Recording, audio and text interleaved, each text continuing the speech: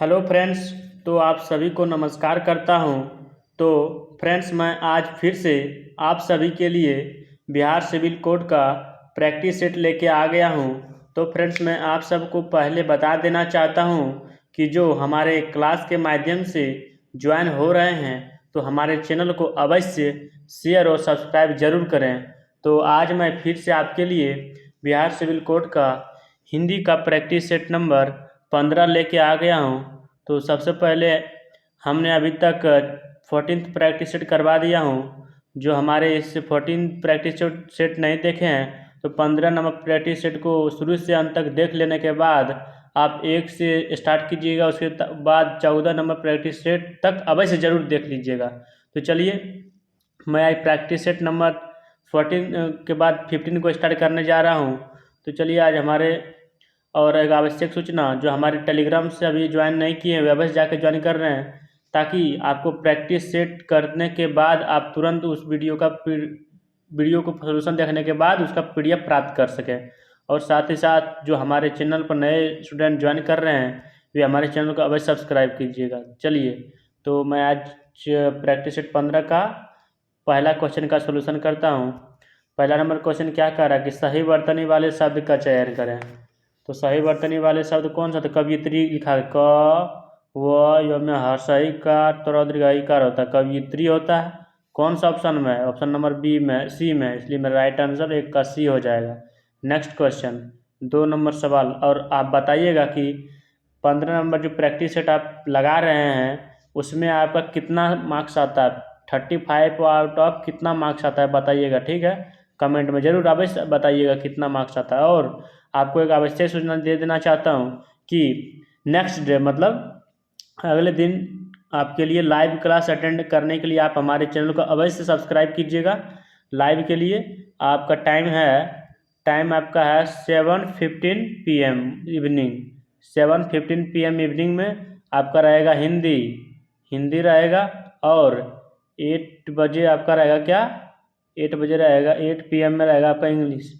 अवश्य ज्वाइन कीजिएगा और अपने दोस्तों के साथ भी शेयर कीजिएगा। चलिए, 2 नंबर क्वेश्चन का सोल्यूशन करता हूँ कि अर्वाचीन का विलोम शब्द का चयन करें।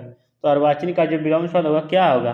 प्राचीन होता है। और इसका अलग अलग विलोम शब्द होता है, जैसे कि नवीन हो गया, नया हो गया, प्राचीन पुराना होता है ना, इसका उल्टा शब्द होता है। इसलिए 2 का राइट आंसर ऑप्शन नंबर सी।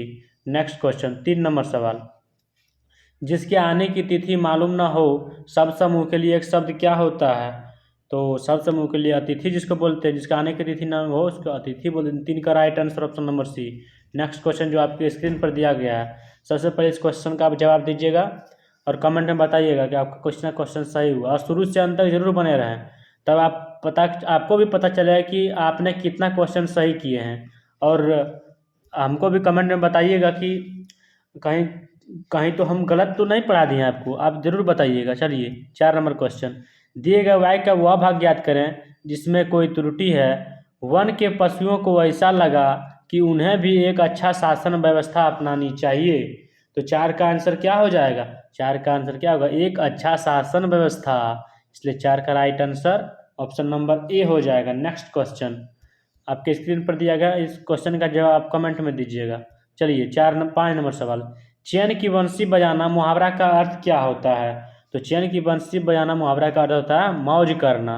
इसलिए 5 का right answer option number A हो जाएगा। चलिए, नेक्स्ट क्वेश्चन, 6 नंबर क्वेश्चन बताइए। कह रहा है कि शत्रु का पर्यायवाची शब्द क्या होता है? तो शत्रु का पर्यायवाची शब्द रिपु होता है। इसलिए 6 का right answer option number D हो जाएगा। और अलग अलग तरह से हम बोल सकते हैं, रिपु और दुश्मन, अरि, अमित्र, वैरी, इस सब का पर्यायवाची सब शत्रु का पर्यायवाची शब्द है। इसलिए मेरा राइट आंसर 6 का डी हो जाएगा। नेक्स्ट क्वेश्चन आगे होने वाला सब समूह के लिए एक शब्द प्रयुक्त होता है। तो इसका भावी पर शब्द प्रयुक्त होता है, इसलिए 7 का right answer option number D हो जाएगा। भावी बोल सकते हैं या फिर आगामी भी बोल सकते हैं इसको हम। चलिए, तो मेरा आंसर दिया गया था भावी ऑप्शन में, 7 का डी हो जाएगा। नेक्स्ट क्वेश्चन जो आपके स्क्रीन पर दिया गया, और सबसे पहले इस क्वेश्चन का जवाब आप कमेंट में दीजिएगा। चलिए, तो 8 नंबर क्वेश्चन क्या कहता है कि कृतघ्न का विलोम क्या है? तो कृत का विलोम जो है कृतघ्न होता है। इसलिए 7 का right answer option number A, 8 का right answer option number A हो जाएगा। और अलग अलग प्रकार से हम कह सकते हैं कि त्यागी का अर्थ क्या होता है, त्यागने वाला। ये जो त्यागी है इसको इसका अर्थ होता है त्यागने वाला। और निष्ठुर का अर्थ क्या होता है, निर्दयी होता है। और प्रतिकूल का जो होता है इसका अर्थ क्या होता है, विपरीत होता है। इसलिए मेरा राइट आंसर कृतघ्न था। चलिए 9 नंबर सवाल का जवाब दीजिएगा कि सही वर्तनी वाले शब्द का चयन करें। इसमें सही वर्तनी वाला शब्द कौन सा है बताती, अद्वितीय किस तरह लिखा जाता है, तो में हर्षई कार, वह संयुक्त, तो दीर्घई कार यो होता है। कौन सा ऑप्शन मिल रहा है, ऑप्शन नंबर डी में मिल रहा है। इसलिए मेरा राइट आंसर 9 का डी हो जाएगा। चलिए नेक्स्ट क्वेश्चन, आप बताइए कमेंट में कितना सही हुआ है। कल्प वृक्ष का पर्यायवाची शब्द है, तो बताइए कल्प वृक्ष का पर्यायवाची शब्द क्या है, तो मेरा कल्पत्रु है। और इसका और पर्यायवाची शब्द होता है, जैसे कि परिजात भी हो जाएगा इसका पर्यायवाची शब्द, और देव वृक्ष भी होता है। तो मेरा ऑप्शन में क्या दिया गया है, ऑप्शन में कल्पत्रु दिया गया, इसलिए मेरा राइट आंसर 10 का डी हो जाएगा। चलिए नेक्स्ट क्वेश्चन जो आपके स्क्रीन पर दिया गया, शुरू से अंत तक जरूर बने रहें, ताकि आप भी बताइए कि आपका कितना आंसर 35 में से आपको कितना मार्क्स आता है। और हमें भी बताइए कि हम तो कहीं आपको गलत तो नहीं क्वेश्चन का टिक मरवा रहे हैं, सोल्यूशन करवा रहे हैं, जरूर आप बताइए कमेंट में। चलिए 11 नंबर क्वेश्चन कि दिए गए वाक्य का वह भाग ज्ञात करें जिसमें कोई त्रुटि है। आदमी वहीं तक जाता है वहाँ तक जाने की उसमें क्षमता हो। बताइए इसका क्या आंसर होगा, आदमी वहीं तक जाता है जहाँ तक उसे जाने की क्षमता हो, वहीं तक जाने की क्षमता हो। इसलिए 11 का right answer option number D हो जाएगा। नेक्स्ट क्वेश्चन जो आपके स्क्रीन पर दिया गया है, सबसे पहले इस क्वेश्चन का आंसर आप बताइएगा। लहू का घूंट पीकर रह जाना मुहावरा का अर्थ क्या होता है, तो लहू का घूंट पी जाना मुहावरा का अर्थ अपमान सहन कर लेना। इसलिए 12 का right answer option number C हो जाएगा। नेक्स्ट क्वेश्चन जो आपके स्क्रीन पर दिया गया है, बताइए रिक्त स्थान को भरने के लिए उपयुक्त शब्द का चयन करें।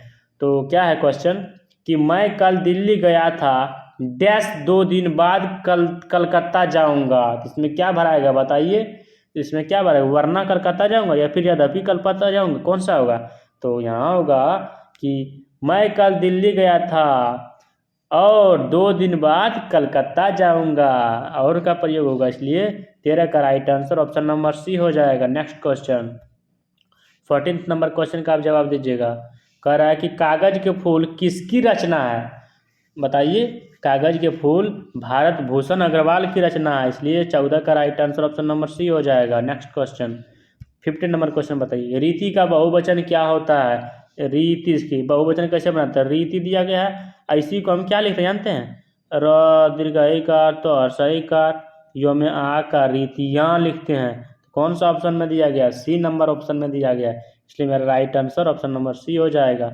नेक्स्ट क्वेश्चन जो आपके स्क्रीन पर दिया गया है, तेली का स्त्रीलिंग शब्द क्या होता है, तो तेली का स्त्रीलिंग शब्द होता है तेलिन होता है। इसलिए इसका right answer option number B हो जाएगा। चलिए 17 नंबर सवाल क्या कह रहा है कि निगरानी का समानार्थी शब्द क्या होता है, मतलब समानार्थी का अर्थ ये होता है कि पर्यायवाची शब्द क्या होता है, पर्यायवाची शब्द होता है। तो निगरानी का जो पर्यायवाची शब्द होगा देखभाल होगा। इसलिए 17 का right answer option number C. Next question 18 क्या कहता है कि आंखें सेंकना मुहावरा का अर्थ क्या होता है, तो आंखें सेंकना मुहावरा का अर्थ क्या होता है, सुंदर वस्तु को देखकर तृप्त होना। इसलिए 18 का right answer option number C. 19 number सवाल का जवाब आप दीजिएगा। अपनी डफली अपना राग लोकोक्ति का अर्थ क्या होता है, तो सबका अपने अपने मन के अनुसार चलना। इसलिए आपका 19 का right answer option number D हो जाएगा। नेक्स्ट क्वेश्चन 20 नंबर क्वेश्चन का आप जवाब दीजिएगा। क्या कह रहा है कि कौन सा शब्द सक्रमक क्रिया है, तो सक्रमक क्रिया किसे कहते हैं जानते हैं, सक्रमक क्रिया उसी क्रिया को कहते हैं जिसमें कर्म की प्रधानता हो।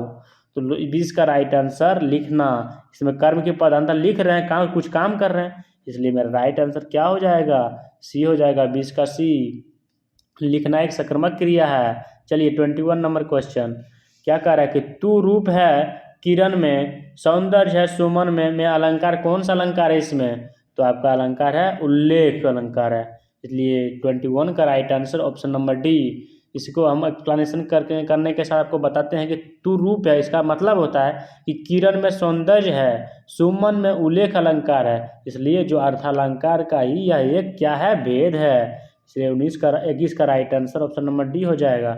नेक्स्ट क्वेश्चन जो आपके स्क्रीन पर दिया गया है, निम्न में से तत्सम क्या है, तत्सम मतलब इसमें कौन सा तत्सम है बताइए, ऑप्शन 4 में कौन सा, 4 के ऑप्शन में कौन सा तत्सम है, तो आपका तत्सम निर्मम तत्सम है आपका, इसलिए 22 का बी हो जाएगा। और निर्मम का अर्थ क्या होता है बताइए? निर्मम का जो अर्थ होता है निष्ठुर होता है। क्या होता है? निष्ठुर। इसलिए मेरा राइट आंसर क्या हो जाएगा? बी, 22 का B. Next question, 23 number question, निम्न में से तद्भव शब्द क्या है? तो तद्भव शब्द जो है संगम है, इसमें कहाँ है? 19, तो इसका डी हो जाएगा। चलिए नेक्स्ट क्वेश्चन, संगम का संधि विच्छेद क्या होता है जानते हैं? सो मो में हलन प्लस गो प्लस मोन, संगम। इसलिए 23 का right answer option number D हो जाएगा। चलिए नेक्स्ट क्वेश्चन, 24 नंबर क्वेश्चन, संत का जो शब्द है उसका विलोम शब्द क्या होगा बताइए? संत का जो होता है दुर्जन होता है, इसलिए 24 का right answer option number B हो जाएगा। और कुटिल का विलोम शब्द क्या होता है? सरल होता है, तो आपको पता ही है। निर्दय का विलोम शब्द सदय होता है, निर्दयी का इसको विलोम शब्द सदय होता है, सौदय या सदय, इसलिए मेरा right answer option number B हो जाएगा। चलिए नेक्स्ट क्वेश्चन, 25 नंबर क्वेश्चन बताइए कि संज्ञा की विशेषता बताने वाले शब्द को क्या कहते हैं बताइए? तो संज्ञा की विशेषता बताने वाले शब्द को नाम विशेषण कहते हैं, इसलिए 25 का right answer option number C है। चलिए, और सर्वनाम किसे कहते हैं? जो संज्ञा के स्थान में बदले में संज्ञा के बदले में जो शब्द है उसको सर्वनाम कहते हैं, सबको तो आपको पता ही है।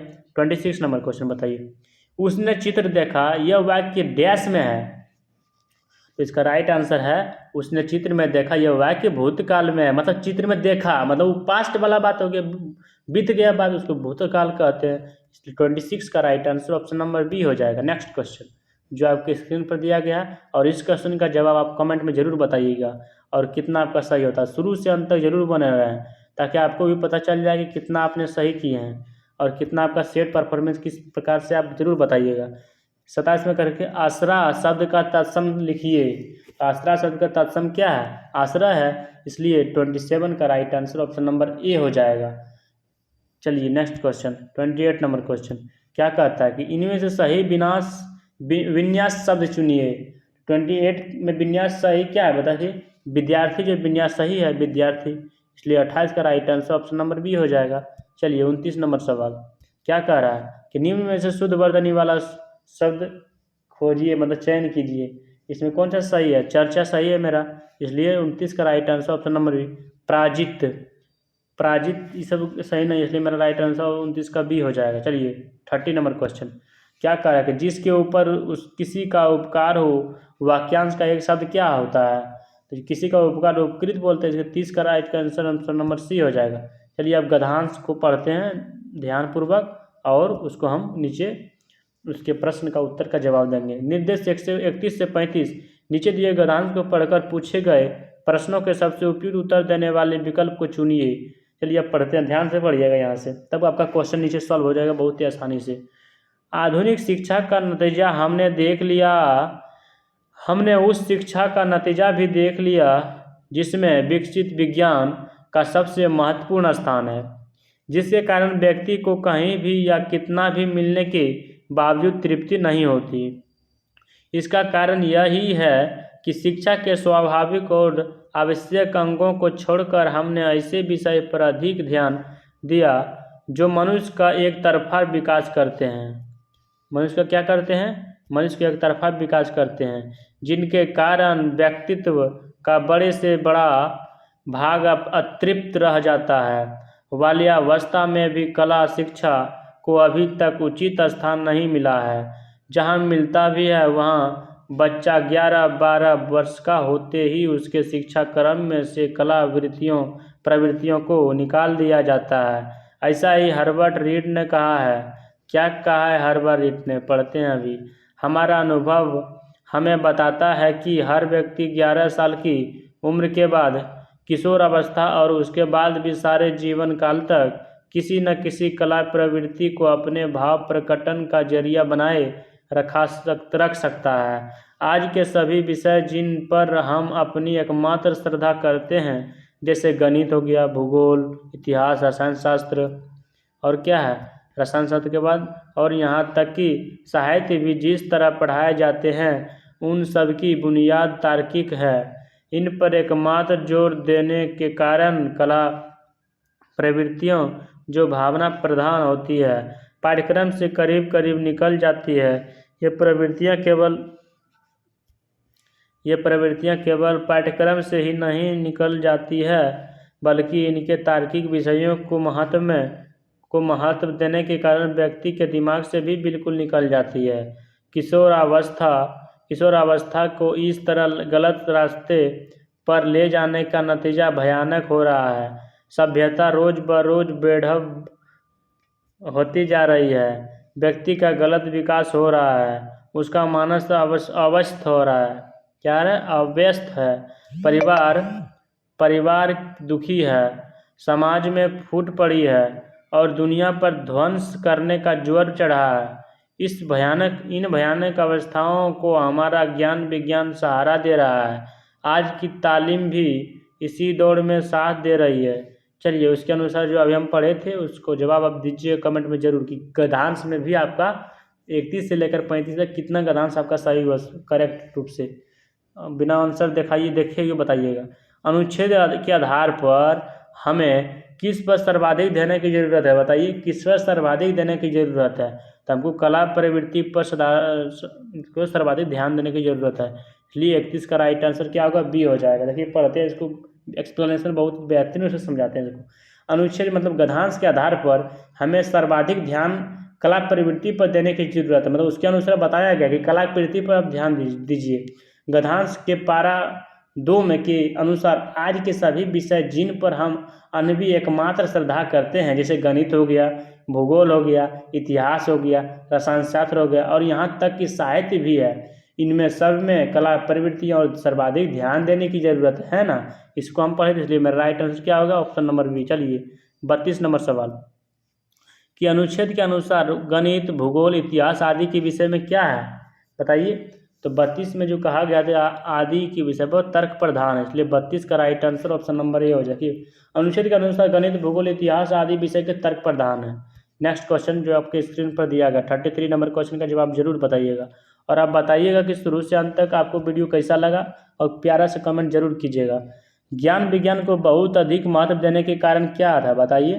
तो ज्ञान विज्ञान बहुत अधिक महत्व देने के कारण सामान्य में विभाजन हो रहा है, इसलिए 33 का right answer option number B हो जाएगा।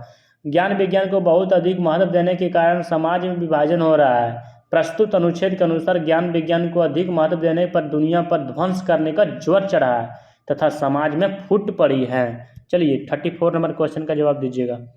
34 नंबर क्वेश्चन का जवाब जरूर बताइएगा। चलिए, क्या है कि किशोरावस्था तार्किकता की प्रधानता और भाव के अभाव में डैश का रास्ता अपना रही है। तो 34 का जो क्वेश्चन है इसमें क्या अपना रही है? पतन अपना रही है। 34 का right answer option number A हो जाएगा। किशोरावस्था तार्किकता की प्रधानता और भाव के अभाव में पतन का रास्ता अपना ही रही है। अनुच्छेद के पारा 2 के अनुसार कला कोमल भावनाओं का परिष्कार करती है, वहीं तर्कशीलता निष्ठुर हृदयता को जन्म देती है और कौरिव स्वार्थ करता है सिद्ध करती है। चलिए, 35 नंबर क्वेश्चन जो आपके स्क्रीन पर दिया गया जो प्रैक्टिस सेट नंबर 15 का लास्ट सवाल है आपके लिए। इनमें से कौन शब्द समूह जो है सबसे अलग है? जो हमारे गद्यांश में हम पढ़े हैं उससे अलग, क्या अभिव्यक्ति उससे अलग है? ये 35 का right answer option number D हो जाए। यदि हमारी प्रैक्टिस सेट नंबर 15 से आपको कुछ सीख मिलता है तो हमारे चैनल को अवश्य सब्सक्राइब कीजिएगा और शेयर भी ज़रूर कीजिएगा, ताकि आपके पास हर रोज़ सबसे पहले इस प्रकार के प्रैक्टिस सेट का आनंद आप सबसे पहले ले सकें। तो चलिए, आज के लिए इतना ही। जय हिंद, जय भारत और अपने दोस्तों के साथ भी ज़रूर शेयर कीजिएगा। जय हिंद।